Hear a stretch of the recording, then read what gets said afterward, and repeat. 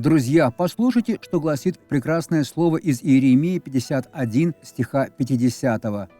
«Спасшиеся от меча». Меч уже не мог больше их коснуться. Уходите, не останавливайтесь. Вы приняли Иисуса. Вы спаслись от вечного меча. Ходите с Иисусом, не останавливайтесь. Не обращайте внимания на то, что говорит дьявол, что может вас осквернить.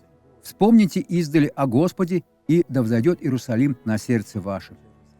Мы отправимся в Новый Иерусалим. Только так. Бог уже отметил нас. Год завершается, а для нас завершается наше рабство. Примите Иисуса, вручите себя Ему, и вы станете благословением. Теперь помолимся, Отец. Я благодарю Тебя за то, что Господь говорит сердцу человека, который исправился перед Тобой. Следующий год будет победоносным, Бог. Победа, победа, победа, победа. Вы благословлены во имя Иисуса. Воскликните: «Я благословлен». Пусть Бог сделает из вас благословение.